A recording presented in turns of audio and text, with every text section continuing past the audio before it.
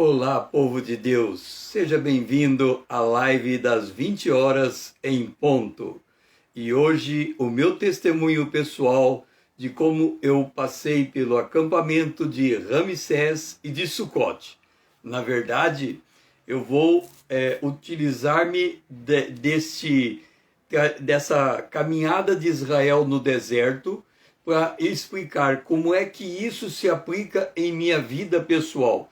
E como é que eu passei pela mesma experiência que eles passaram neste momento do êxodo de Israel. É interessante nós observarmos que a vida cristã, ela tem uma modelagem à luz da palavra de Deus. Nós podemos compreender a nossa vida quando compreendemos a vida dos homens de Deus, porque eles são modelos para nós. As experiências que eles viveram refletem na nossa própria experiência pessoal. E aqui eu quero chamar a atenção a uma situação que nós encontramos no Êxodo. Deus chama Moisés. Deus chama Moisés e aparece aqui em Êxodo, no capítulo de número 3, uma sarça ardendo. E Moisés chega até aquela sarça, ele fica muito curioso com o que está acontecendo ali, e Deus diz: não te chegues para cá, tire as sandálias dos pés, porque o lugar em que está é terra santa. Então Moisés se aproxima onde Deus estava, agora descalço, e o Senhor se apresenta a ele dizendo: eu sou o Deus do teu pai, o Deus de Abraão, o Deus de Isaque, o Deus de Jacó. Moisés escondeu o rosto e temeu olhar para Deus. Ali iniciava o chamado de Moisés de uma forma muito mais clara e explícita, de que ele deveria ir até o Egito para retirar o povo de Israel do Egito. Nós temos que entender que Moisés é o ícone do Antigo Testamento. O apóstolo João, fazendo uma divisória entre o Antigo e o Novo Testamento, ele diz assim: a lei veio por Moisés, a graça e a verdade vieram por Jesus Cristo. Então, Moisés representa para o Antigo Testamento o que Jesus representa no Novo Testamento. Esta conversa que Deus tem com Moisés é a conversa que Deus teve com Jesus, enviando ele como o Messias, como o Redentor, como o Salvador. Moisés, ele aponta toda a caminhada de Israel, ela aponta para o Cordeiro. Porque quando nós falamos de Ramsés, nós falamos que naquela noite trágica em que Deus diz: agora o meu povo vai sair do Egito, naquela noite trágica, enquanto fora das portas das casas de Israel, os primogênitos do reino de Faraó estavam morrendo, o anjo da morte estava cruzando por ali e eles estavam morrendo. Na casa de cada judeu, de cada israelita, estava morrendo um cordeiro pascal. Eles estavam se servindo do cordeiro pascal. O sangue daquele cordeiro morto tinha sido colocado nos umbrais da porta. E por causa do sangue do cordeiro, o anjo da morte não matou nenhum primogênito que estava dentro da casa dos judeus. Mas não era o mesmo lá fora. Então nós temos esta situação entre dentro e fora, onde há um espaço de operação de Deus, vamos assim dizer, dentro do planeta Terra. Deus está agindo e ao mesmo tempo que ele está agindo, o anjo da morte está concomitantemente agindo. Ou seja, vidas estão encontrando com Jesus, mas também vidas estão face a face se encontrando com a morte. Bom, mas o que eu quero chamar a atenção para começar a minha história é que quando Moisés vai até o Faraó e diz assim: Faraó, é o seguinte, você tem que deixar o povo de Israel ir até caminho de 3 dias, porque nós vamos cultuar a Deus. Seja bem-vinda, Lídia. Nós vamos cultuar a Deus. Então, presta atenção. Jesus veio e ele disse, ele veio, ele morreu, ele ressuscitou e ele deixou uma incumbência: ide por todo o mundo, pregai o evangelho a toda criatura. Só que Jesus disse também: eu vou e voltarei. Então Jesus está voltando. E quando ele vem para buscar o seu povo. Ok. Então quando ele vem para buscar o seu povo, e essa volta de Jesus vai se tornando cada vez mais eminente, qual é a situação do mundo? Vamos olhar qual era a situação de Israel quando fica cada vez mais eminente, mais claro, que Israel vai sair do Egito. Olha o que aconteceu. Naquele mesmo dia, se deu ordem a Faraó, isso está em Êxodo capítulo 5, verso 6 em diante, se deu ordem Faraó aos superintendentes do povo e aos seus capatazes, dizendo, presta atenção no que foi dito, daqui em diante, não torneis a dar palha ao povo para fazer tijolos, como antes, eles mesmos que vão e ajuntam para si palha, e exigirei deles a mesma conta de tijolo que antes fazia, nada diminuireis dela, estão ociosos, e por isso clama, vamos e sacrifiquemos ao nosso Deus. Qual é a cena? Moisés diz, nós vamos sair. Ele diz, não vai sair não. Eu vou aumentar a carga de trabalho sobre vocês. Porque se vocês querem sair para cultuar a Deus, é porque vocês estão ansiosos. Então eu vou aumentar a carga sobre vocês. E aí diz assim, agrave-se o serviço sobre esses homens, para que neles se apliquem e não deem ouvido a palavras mentirosas. Quer dizer, vem uma carga de trabalho sobre-humana, seja bem-vinda, Rita, uma carga de trabalho sobre-humana sobre eles, para que eles não se apliquem a ouvir a palavra de Deus. E aí, aí diz assim, e foram açoitados os capatazes dos filhos de Israel, que os superintendentes de Faraó tinham posto sobre eles. E diziam, por que não acabaste nem ontem nem hoje a vossa tarefa fazendo tijolo? Deixe-me dizer uma coisa.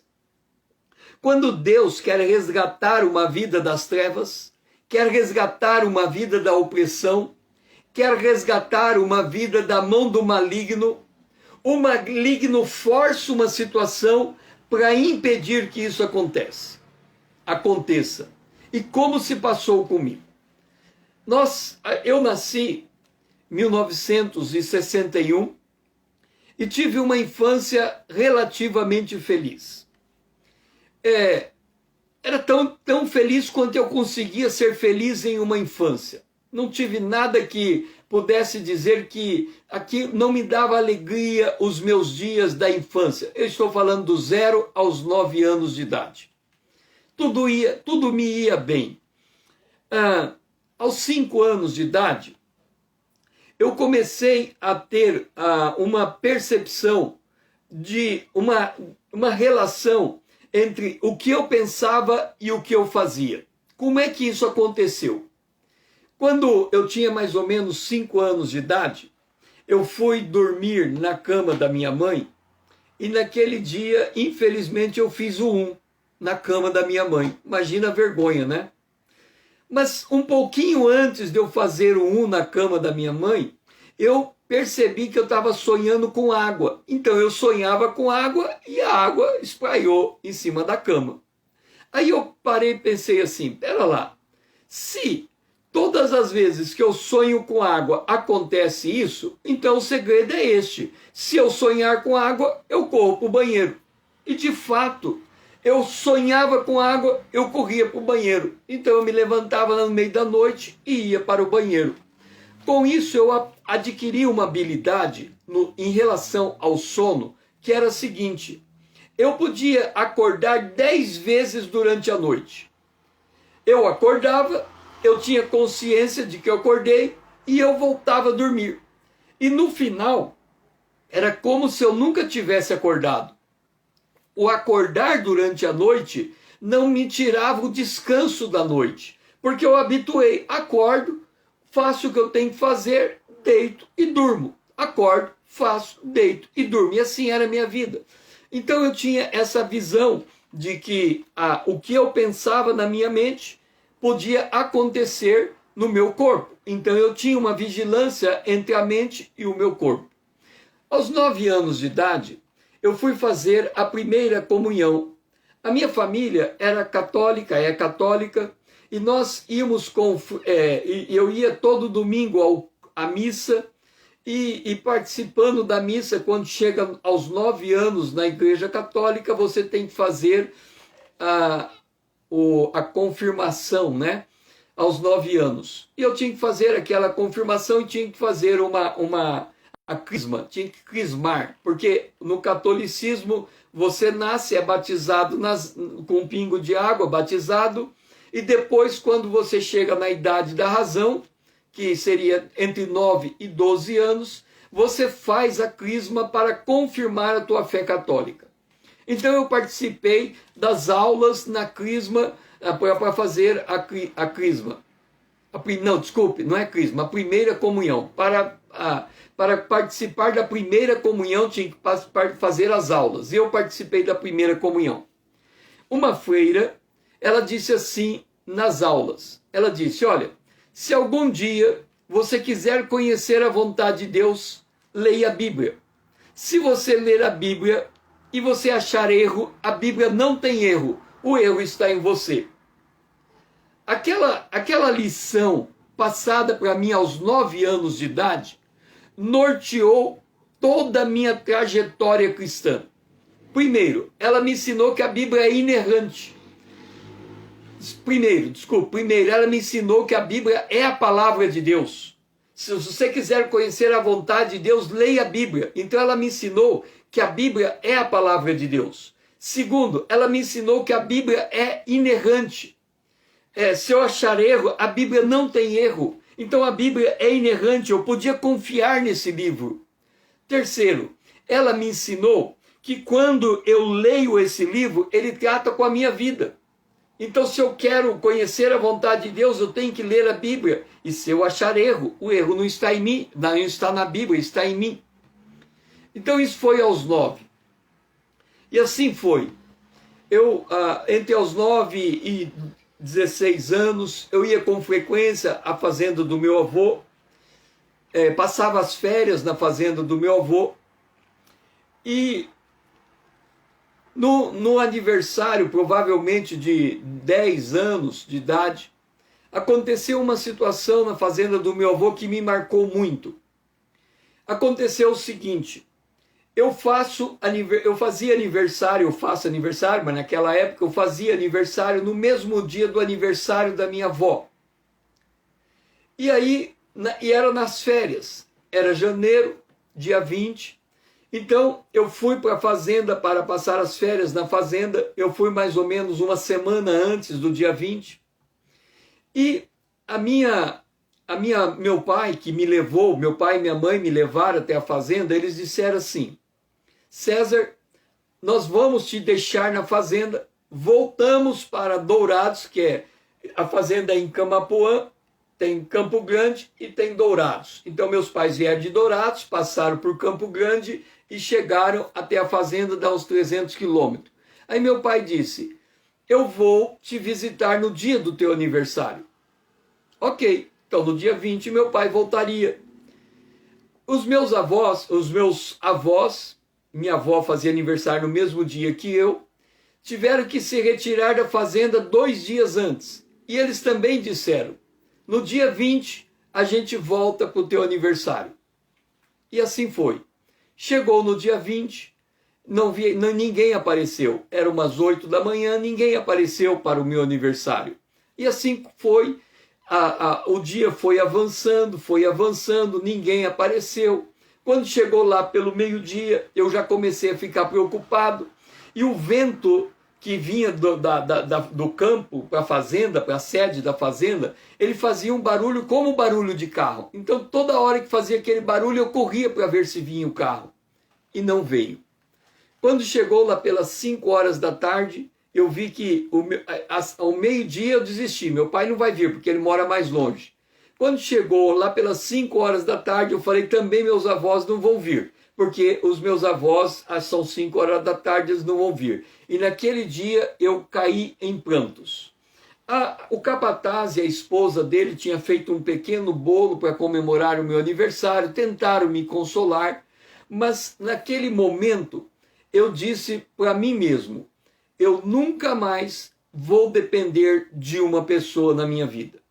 E aquilo selou o meu comportamento e eu me fechei dentro de mim, eu me tranquei dentro de mim. A partir dali, eu decidi que se eu tivesse que resolver qualquer coisa que acontecesse comigo, eu teria que resolver sozinho. Eu não dependeria mais de uma outra pessoa. Aos 16 anos, aos 15 anos, eu comecei a ganhar gosto. Na verdade, desde pequeno, eu ia muito na casa do meu padrinho. Então eu passava os fins de semana na casa dos meus padrinhos. Isso entre 7, 8, 9, 10 anos por ali, eu ia todo fim de semana na casa do meu padrinho. Uma das coisas que me fazia ir à casa do meu padrinho é que todo fim de semana ele passava na banca de revista e comprava todos os gibis da semana. Então, Batman, Batman e Robin, Tex, Super-Homem, Tio Patinhas, todos os gibis ele comprava toda semana. E como eu ia na casa dele no fim de semana, e mantendo aquela atitude introvertida, eu lia todos os gibis no fim de semana. Lia todos os gibis. E à medida que eu fui aprendendo a ler gibi, eu fui ganhando velocidade. Então, para ler um gibi, era muito rápido. Eu lia rapidamente o gibi. O fato é que eu comecei a procurar mais coisas mais volumosas para ler. E aí eu vi que na casa do meu padrinho tinha romances na estante. Eu peguei o romance e comecei a ler. E na casa dos meus pais também tinha um romance. E tinha um romance na casa do meu pai, que era o Aeroporto, um livro volumoso, quase do tamanho da Bíblia, um livro grosso. E meu pai deu o livro para eu ler, e ele disse assim para mim, César, aqui está um livro, você lê que você vai gostar, é um romance. Ok, só que tem um detalhe, ele falou assim para mim, qual? Você tem que ler do princípio ao fim, você não pode ler no fim, você vai ler as primeiras páginas e segue, e você não pode saltar nenhuma página. Acontece que o livro Aeroporto, os 2 primeiros capítulos era muito maçante, eu não conseguia vencer a leitura, era muito, mas com o compromisso que eu tinha com meu pai, todas as vezes que eu desistia de ler aquele romance, eu voltava de novo, quando eu retomava o romance, eu voltava na primeira página e ia até o final. E aí, um dia, eu consegui vencer aqueles 2 capítulos, e aí não parei mais de ler. Eu amei a leitura do livro. E a partir dali, eu comecei a ter fixação por leitura de romance, eu queria ler cada vez mais. E um romance de 400 páginas, eu lia em 8 ou 10 horas, eu lia muito rápido, mas eu comecei a ler tão rápido, mas lembra que eu comecei a ler gibi, e depois eu comecei a ler romance, mas eu lia tão rápido, que quando eu terminava a leitura de um romance, e eu ia também muito no cinema naquele período, eu não sabia diferenciar uma história se eu tinha lido um romance ou assistido um filme, porque tudo que eu lia transformava em imagem. Então eu não sabia o que diferenciava um romance de um filme. Imagina, eu leio romance, termino de ler romance. Aí você pede para eu contar a história. No meio da história, eu estou contando. Eu visualizava tudo que estava acontecendo ali. E aí eu parava e falava, mas pera lá, eu assisti o filme ou li o livro? Eu não sabia mais.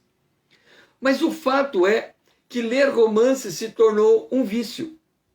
E não só ele se tornou um vício, como o que eu fazia? Quando eu não tinha romance para ler, eu pegava o último romance que eu tinha lido, colocava ele na minha cabeça e remontava a história.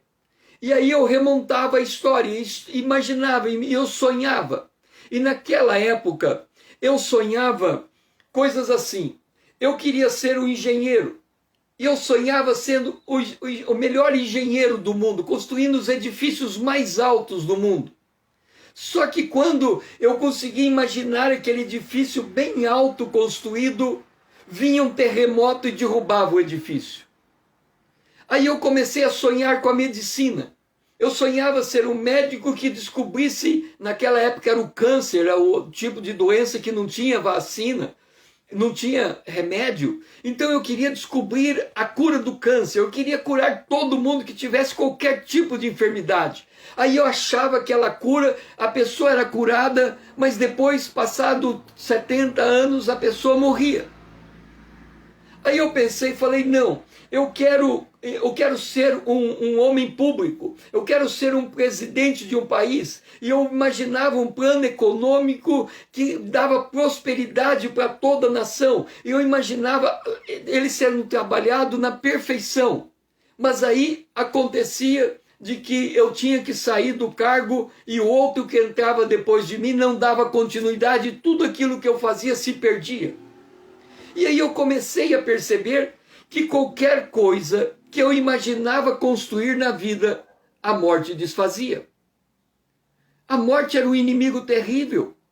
Eu olhava e falava, mas não tem jeito. Eu quero ser engenheiro, eu construo, vem um terremoto e derruba. Eu quero ser médico, eu curo, vem a morte e leva o indivíduo. Eu quero ser um policial e eu ponho a paz na cidade. Mas chega uma hora que eu vou ser morto, eu morro, acaba a minha vida e o crime volta de novo. E eu não conseguia vencer a morte. Eu não sabia como vencer a morte. E aquilo foi acontecendo na minha vida, e eu fui entrando nesse mundo de fantasia, e aqui eu seguro um pouco a história.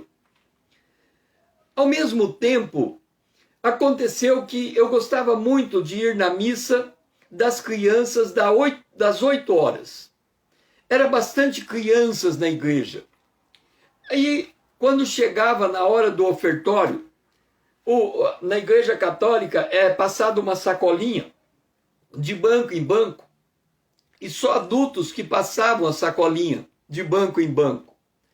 Mas aí uma criança, ela foi lá para pegar a sacolinha para passar e um senhor disse assim para ela, você não vai fazer isso. E quando eu olhei aquele homem repreendendo aquela criança, eu fiquei com raiva daquele homem. Eu fiquei com raiva, onde já se viu? A Bíblia de Jesus dizia, vinde a mim os pequeninos, porque deles é o reino de Deus, e aquele homem não deixa uma criança passar o ofertório. Eu fiquei com raiva daquele homem. Um dia eu estava na missa, e aí uma criança começa a chorar na missa, e o bispo estava fazendo as coisas própria da missa lá, e aquela criança estava perturbando ele, e chegou num determinado momento que ele disse assim, mãe, sai um pouco com essa criança que está chorando, e depois você volta, porque ela está atrapalhando a missa. E eu fiquei com raiva daquele bispo, porque onde já se viu, não deixar uma criança, vinde a mim os pequeninos, porque deles é o reino de Deus, eu fiquei com raiva dele. E aí, com a chegada da adolescência, o meu pai era muito cuidadoso conosco, e ele dizia assim para mim, César, você só pode sair se for junto com sua irmã, senão você não pode sair. Então, para todo lugar que eu ia, eu tinha que ir junto com minha irmã. E aquela restrição me colocou raiva dentro do coração, e eu passei a ficar com raiva do meu pai. E aí, eu com raiva daquele senhor que não deixava o ofertório, com raiva daquele bispo, com raiva do meu pai, a Bíblia diz que um abismo chama outro abismo, e eu passei a ficar com raiva de mim mesmo. E eu ficava com raiva de mim mesmo, e aquela raiva foi tomando conta da minha vida, e eu, uma pessoa introvertida, as pessoas que conviviam comigo não sabiam que eu tinha aquela luta interior, aquela raiva interior. Eu me lembro que eu era tão abstraído do cotidiano, que quando eu ia com a minha irmã para uma discoteca, e aí eu tentava entrar para dançar a discoteca, e na dança ali, de repente eu parava de dançar, a música sumia, eu não prestava mais atenção na música. Muitas vezes minha irmã chegou e dizia assim, César, ou você dança ou você sai da pista de dança. Não dá para ficar parado na pista de dança. É que a música sumia. eu me introvertia e aquela raiva me consumia.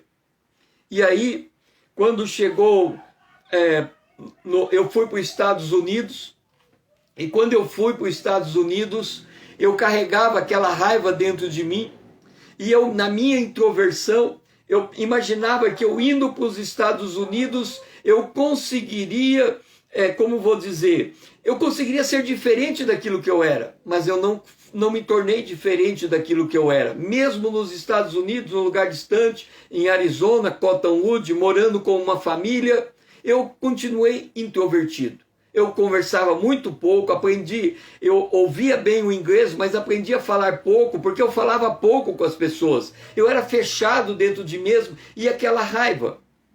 Nesse interim, voltando um pouco, entre os 10, 11 anos, eu recebi uma Bíblia dos Gideões.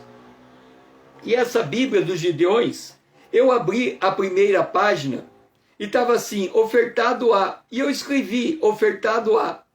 Na última página estava escrito assim, minha decisão para receber Jesus como meu Salvador. E um lugar para assinar.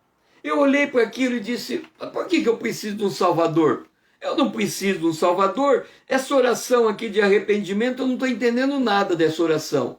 E aí eu disse assim, eu não vou assinar essa oração enquanto eu não souber por que eu tenho que fazer aquela oração. Isso devia ser lá pelos 12, 13 anos de idade. Eu fui para os Estados Unidos e numa livraria eu encontrei um livro de Tim LaHaye, Como Estudar a Bíblia por Você Mesmo. Comprei aquele livro em inglês e trouxe ele para o Brasil. E quando eu voltei para o Brasil, eu precisei fazer o terceiro colegial, porque eu estudei o primeiro colegial em Ribeirão Preto, estudei o segundo colegial nos Estados Unidos, e agora eu tinha que fazer o terceiro colegial, só que a única escola que me aceitou foi em Campo Grande, e eu tinha que fazer, o arranjo foi dessa maneira. Eu tinha que fazer durante a manhã o terceiro colegial e durante a noite o segundo colegial. Então eu tive que fazer os 2 anos no mesmo ano. E ali eu comecei a perceber uma coisa a meu respeito.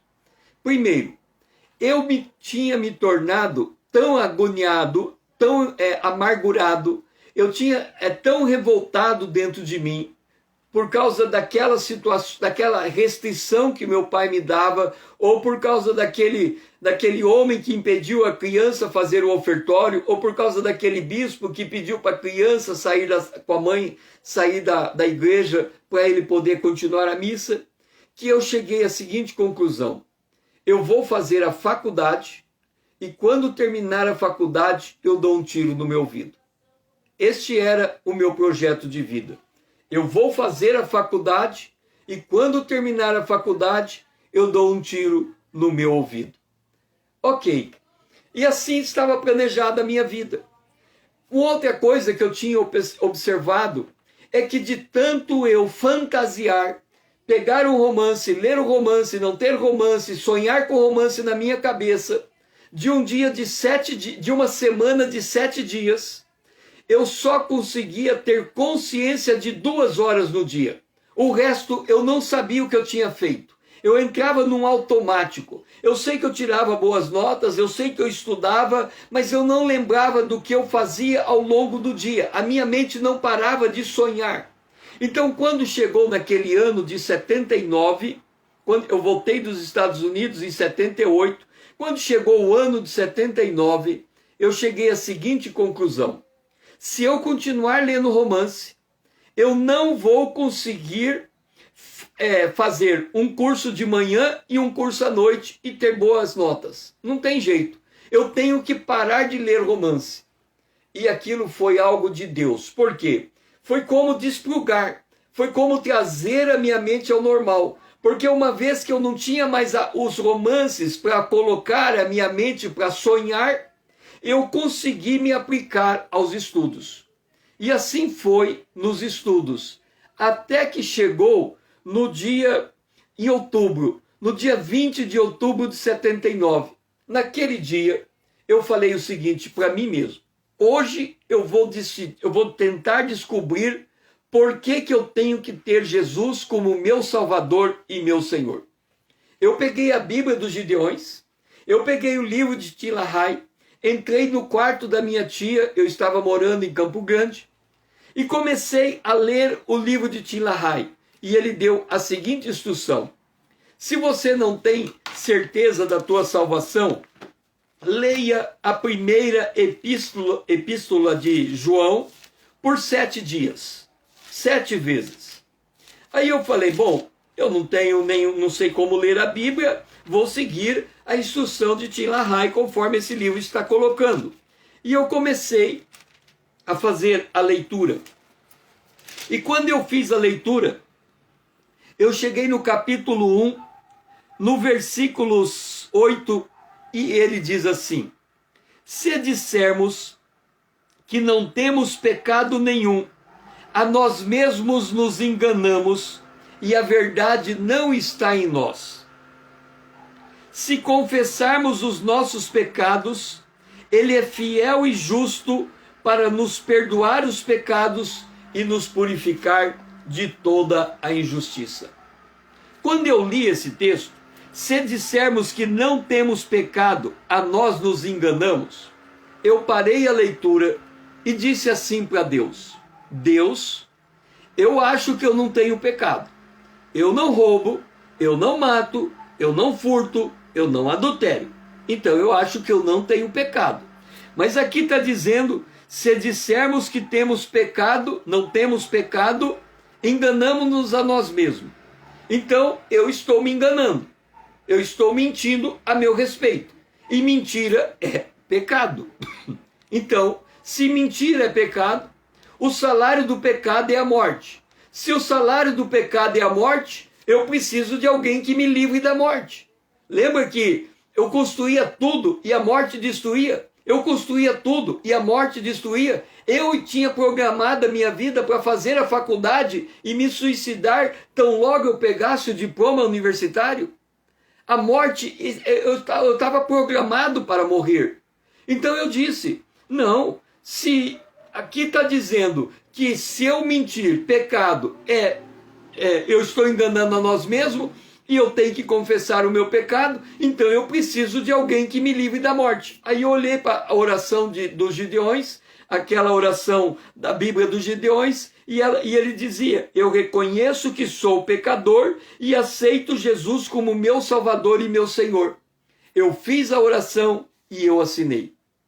Naquele dia, eu entendi que Jesus tinha morrido por causa dos meus pecados. E ele era o único capaz de me livrar da morte. E naquele momento, eu aceitei Jesus como meu Senhor e como meu Salvador. Peguei a Bíblia dos Gideões, anotei 20 de outubro de 1979. Eu estava com 18 anos. E aí, eu saí do meu quarto, mas eu achei que não tinha mudado nada na minha vida aquela oração. Os meus dias voltaram normais. Então estava tudo normal para mim. Eu achava que não tinha mudado nada. E aí, no ano seguinte, eu passei no vestibular em Niterói.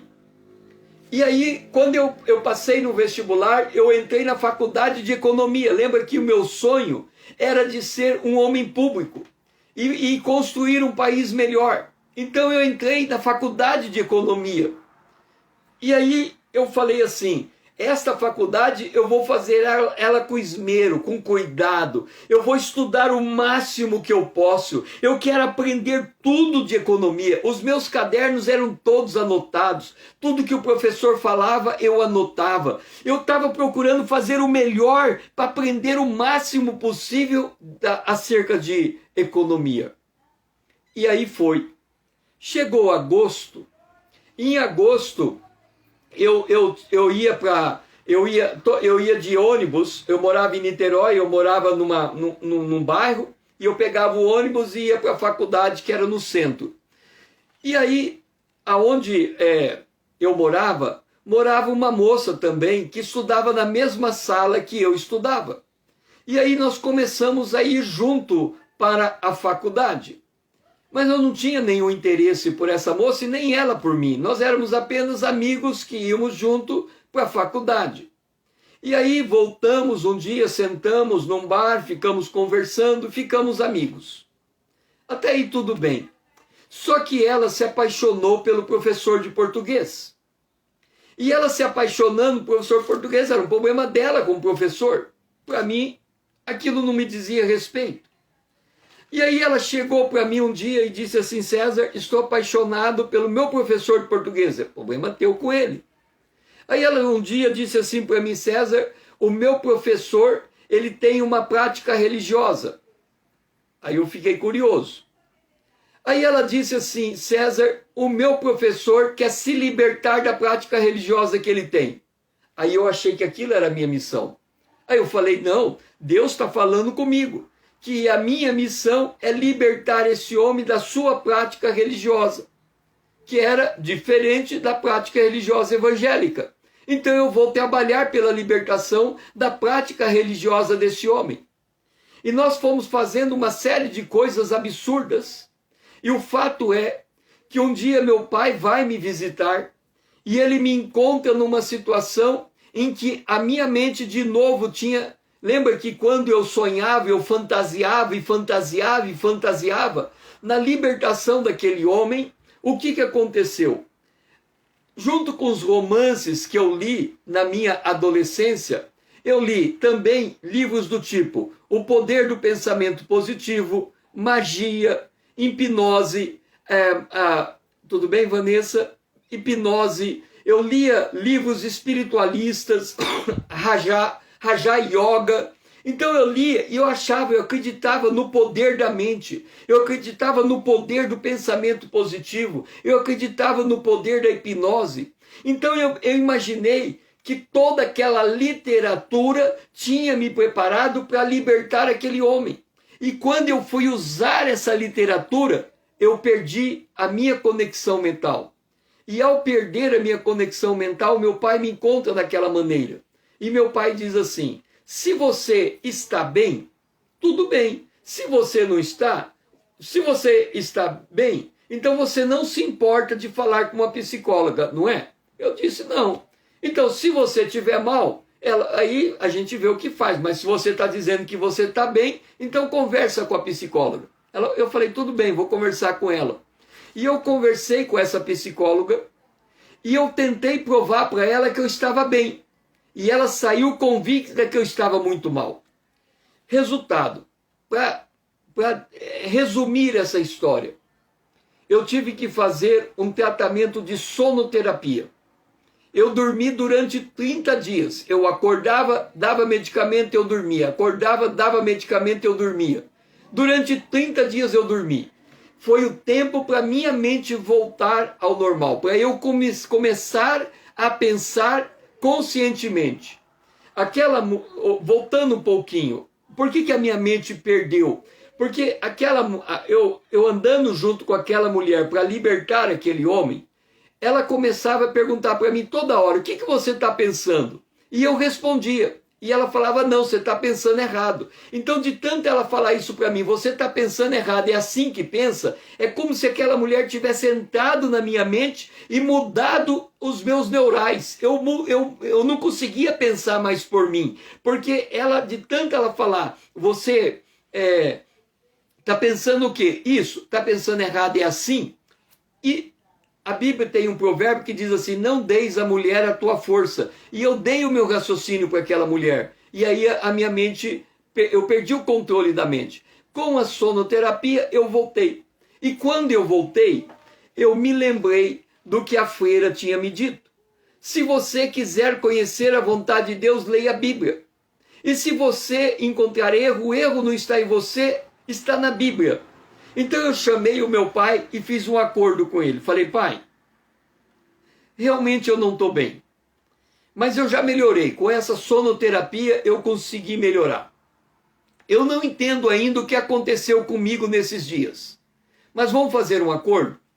Eu volto para Dourados, eu aceito continuar o tratamento psiquiátrico, porque nesse hospital era um tratamento psiquiátrico, eu aceito continuar o tratamento psiquiátrico em Dourados e eu transfiro a faculdade de economia para a faculdade de administração. Esse foi o acordo que eu fiz com o meu pai. Ele aceitou, então eu voltei para Dourados e me matriculei na faculdade de administração e aí eu tinha 3 anos para continuar a faculdade de administração. Mas eu também fiz um acordo comigo. Eu disse, eu vou fazer 3 anos de faculdade de administração e todo o tempo livre eu vou usar para estudar a Bíblia, para entender por que eu passei por aquela situação. Eu quero entender a minha salvação. Então eu coloquei essa meta na minha vida. Eu vou estudar a Bíblia em todo o tempo útil. Isso eu falei para mim. Para o meu pai eu falei que eu ia fazer a faculdade de administração. E aí eu cumpri o meu compromisso de fazer consulta com o psiquiatra, mas com 3 consultas eu percebi que o psiquiatra não ia conseguir me ajudar, porque ele não era cristão, ele não estava falando da Bíblia, e eu sabia que a resposta estava na palavra de Deus, então eu fiz um acordo com o psiquiatra, olha, eu já estou bem, se porventura vocês acompanhando a minha vida perceber que alguma coisa não está bem, você pode me chamar de volta, mas eu estou bem. E aí eu deixei aquele tratamento e me matriculado na escola, comecei a estudar e comecei a ler a Bíblia. Por 3 anos eu estudei a Bíblia. Vou dizer como é que eu estudei a Bíblia, mas depois eu vou dizer primeiro como que eu me instrumentalizei para estudar a Bíblia. Observa, eu era católico, eu me converti em 79, eu nunca tinha conhecido um cristão, ninguém pregou o evangelho para mim, ninguém veio falar eu sou evangélico, eu não conhecia, eu li a Bíblia, entendi a palavra de Deus, aceitei Jesus. Você pergunta assim, César, como é que você sabia que o salário do pecado é a morte? Eu não sei. Eu ia na missa católica, certo? Em alguma daquelas missas foi dito esse versículo, a palavra de Deus vai e não volta vazia, faz aquilo que apraz. O fato é que no dia que eu me converti, eu sabia que o salário do pecado é a morte, mas aonde que eu tinha lido, eu não sabia. Então eu falei, eu vou estudar a Bíblia. Mas como eu não conhecia nenhum cristão, e como a Bíblia é um livro difícil de entender, eu precisava de ajuda. O que eu fiz? Em Campo Grande, eu estava morando em Dourados, tinha uma livraria evangélica. Eu fui naquela livraria evangélica e comprei, ao longo dos 3 anos, uns 150 livros. Os livros que eu comprava eram da editora Betânia. E os livros da editora Betânia, a grande parte deles era testemunhos de vida de pessoas que tinham se convertido.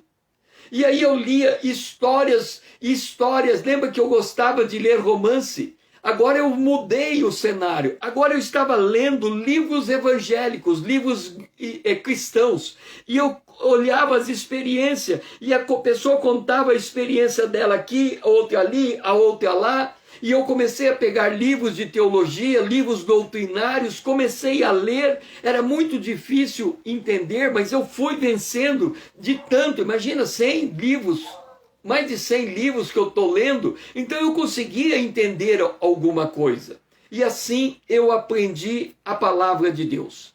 Agora, deixa eu fazer um parênteses aqui.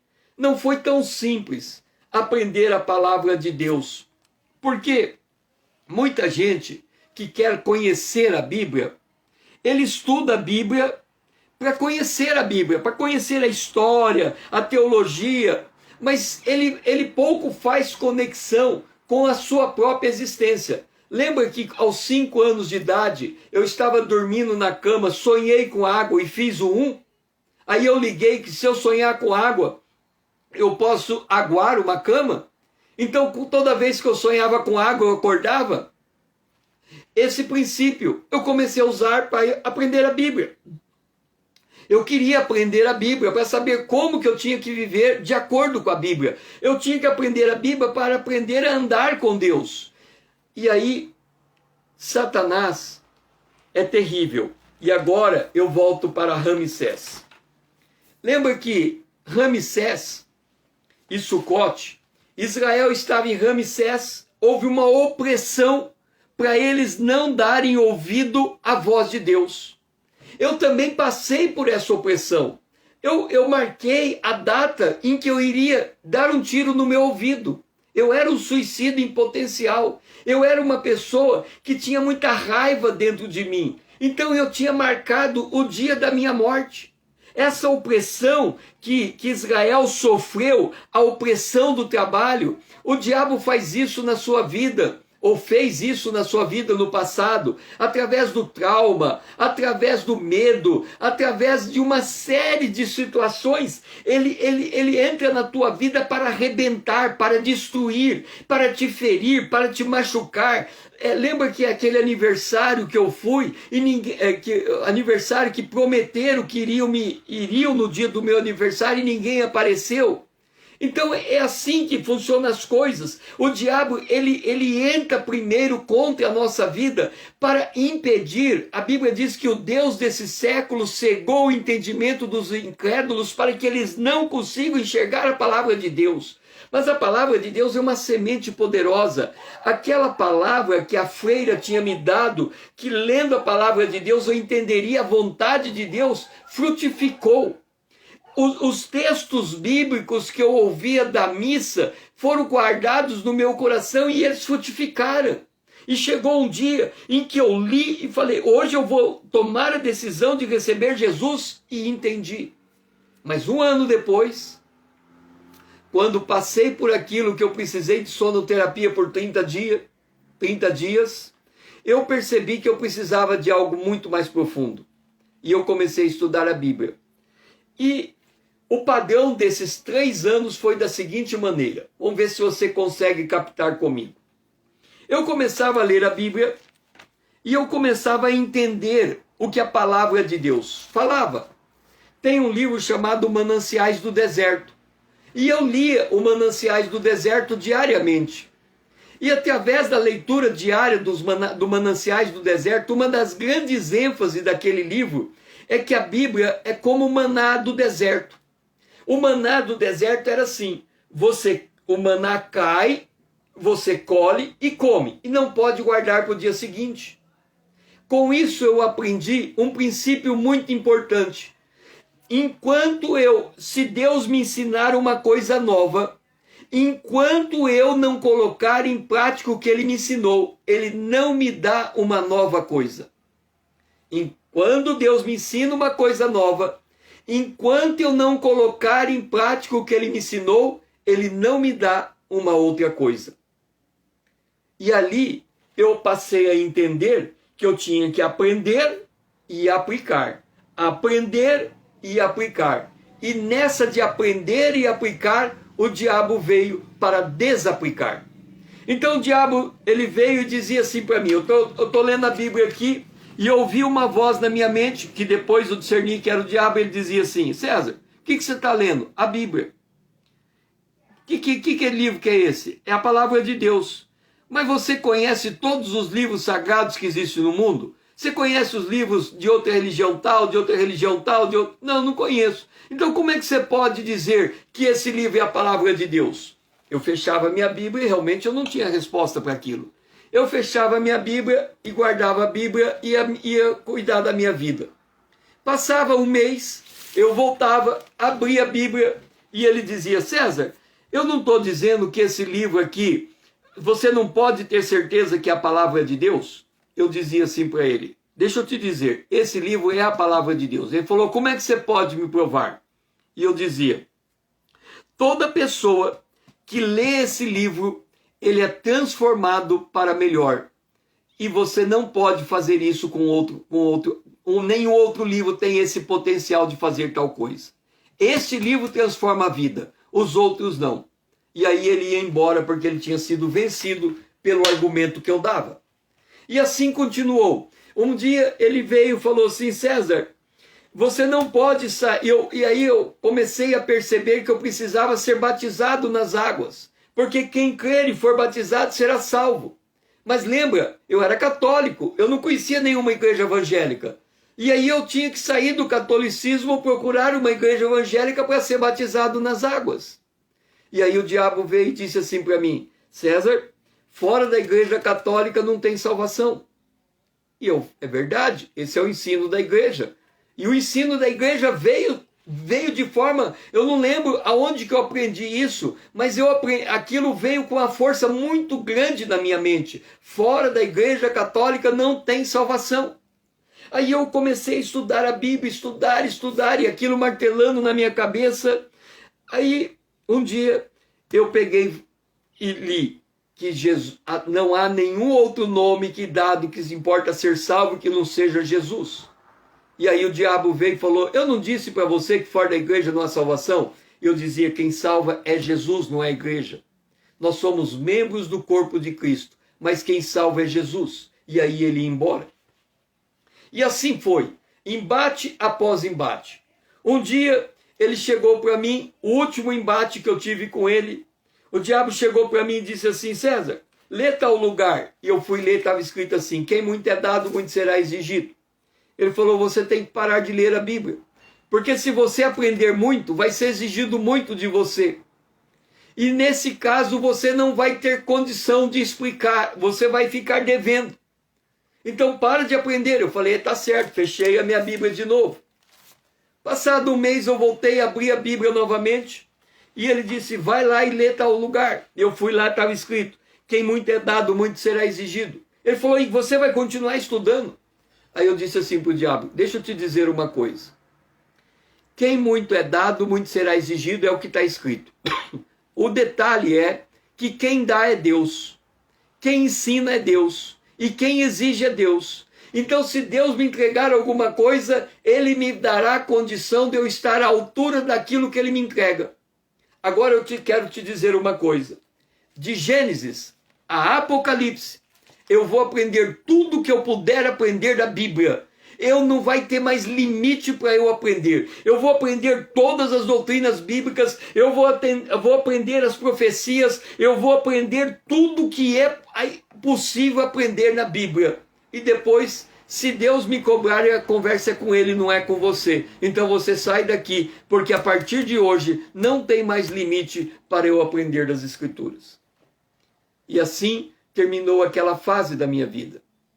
Nesse interim, eu já tinha sido curado do meu trauma, eu já tinha perdoado aquele homem que não deixou, eu já tinha liberado perdão para aquele homem que não deixou o ofertório na mão da criança, eu já tinha liberado perdão para aquele bispo que deixou a criança sair fora, eu já tinha perdoado a Igreja Católica e já tinha me proposto a sair da igreja, eu já tinha perdoado os meus pais, o meu pai pela maneira como ele me educou.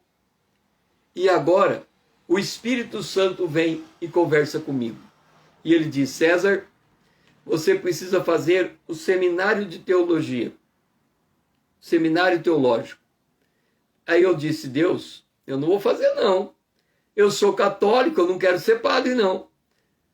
E aí, o Espírito Santo ficou insistindo, você tem que fazer o seminário de teologia. E eu disse, não vou fazer, eu não quero ser padre.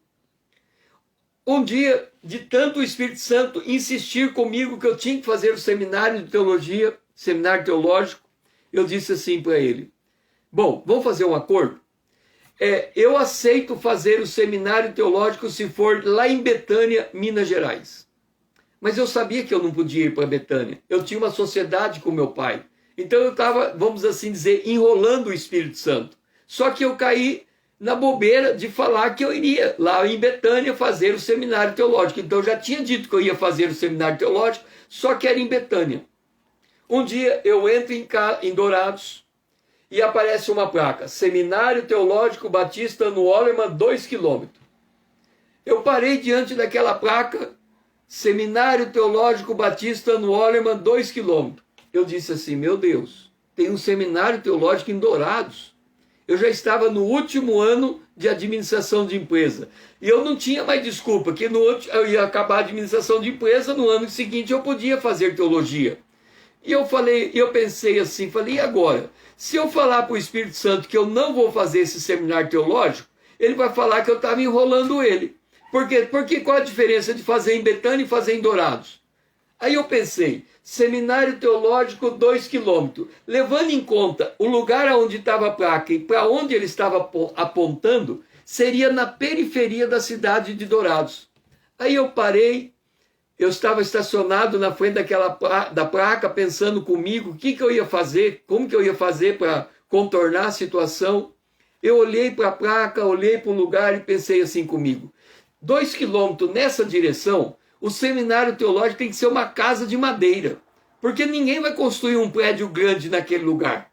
Aí eu pensei comigo, eu vou até lá, vai ser uma casa de madeira, uma casa pequenininha, e aí eu digo para o Espírito Santo que eu não vou fazer o seminário teológico ali, tem que ser lá em Betânia. Na verdade, eu não queria fazer o seminário. E aí, para minha surpresa, quando eu chego naquele lugar, um prédio de 2 andares, que era salas de aulas, 2 prédios de 2 andares, apartamento de solteiro, apartamento de casado, um prédio muito grande que era cantina, uma casa que era a casa do Dião, o terreno era 100 por 100, 10 mil metros quadrados, um outro quarteirão com 10 mil metros quadrados, 2 prédios grandes que eram quartos de casados e uma casa que era a casa do reitor. Eu olhei para aquilo e disse assim: meu Deus, como é que eu digo agora para o Espírito Santo que eu não vou fazer o seminário? Aí eu falei: quer saber de uma coisa? Eu sou católico, eles são batistas, eles não vão me deixar, não vão me aceitar. Aí eu fui para o reitor, e o reitor do seminário, 4 anos depois da minha conversão, foi o primeiro cristão que eu falei pessoalmente que eu sabia que ele era cristão. E aí eu disse para ele: eu sou católico e quero me matricular aqui. E eles fizeram um acordo comigo, que eu poderia estudar como católico, e em 6 meses eu teria que escolher uma igreja evangélica. E aí, no dia 31 de dezembro, eu estava no baile do Réveillon. Quando chegou meia-noite, eu disse para Deus: eu não vou mais ficar nesse baile, eu vou sair daqui, vou no dia 1º de janeiro na casa do reitor e pedir para ser batizado nas águas. Eu fui no dia 1º de janeiro, ele me levou na casa do pastor da Terceira Igreja Batista de Dourados. E quando eu cheguei, conversei com o pastor, expliquei a minha fé para o pastor, ele marcou o meu batismo para o dia 5 de fevereiro de 1984. 5 de fevereiro de 1984. No dia 25 de janeiro, eu fui no baile do Havaí. E quando chegou meia-noite, eu disse: não tem mais sentido eu estar em um salão de baile. É a última vez que eu piso num salão de baile. No dia 5 de fevereiro, eu fui batizado nas águas. No dia 15 de fevereiro, eu fui matriculado no Seminário Batista como batista. Eu tinha cumprido a primeira jornada de Ramsés, junto com a segunda jornada, que é a jornada de Sucote.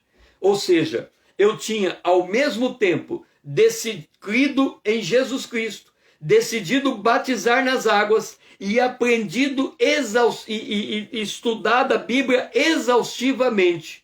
E quando eu cheguei no seminário, eu completei os estudos que eu já tinha feito na palavra de Deus. Este é meu testemunho de fé. Foi assim que começou a minha jornada com Deus. Por que eu estou contando essa história? Para dizer para você que se você não passa por esse passo a passo da fé, se você não cruza por esses marcos, você está patinando. Se você já aceitou Jesus Cristo e ainda não entende a sua fé, você precisa estudar a Bíblia até entender em que condição você foi salvo. E se você entendeu a tua salvação, você tem que buscar uma igreja evangélica mais próxima de você para ser batizado nas águas. E se você é batizado nas águas, você tem que continuar congregando com os irmãos na fé e aprender a palavra de Deus e se deixar guiar por ela em todos os aspectos da tua vida. Foi assim que eu fiz com Deus. A minha passagem no seminário me ensinou, me pontuou melhor tudo aquilo que eu tinha aprendido, me ajudou a compreender ainda mais a estrutura teológica do texto bíblico. Só que no seminário a gente aprende muito acerca da Bíblia. No entanto, naqueles 3 anos eu tinha aprendido o conteúdo da Bíblia, então eu juntei o conteúdo, a aplicação prática do conteúdo, com aquilo que eu aprendi acerca da Bíblia.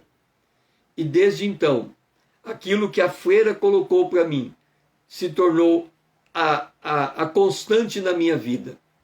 Se você quiser conhecer a vontade de Deus, leia a Bíblia. E se você ler a Bíblia e achar erro, a Bíblia não tem erro. O erro está em você. Que você possa também ser incentivado a fazer essa jornada com Deus. Que você consiga entender esses marcos. Quem crer e for batizado, será salvo. Quem é batizado, congrega numa igreja local e participa da ceia do Senhor. Se você entende esses 2 grandes marcos do reino de Deus, o batismo nas águas e a ceia do Senhor, e você faz isso com frequência, 2 coisas, 2 promessas se instauram sobre a sua vida. A primeira, como você me confessou diante dos homens, eu confesso diante do Pai. Isso é o batismo. E como você participa do pão e do cálice, você tem parte comigo.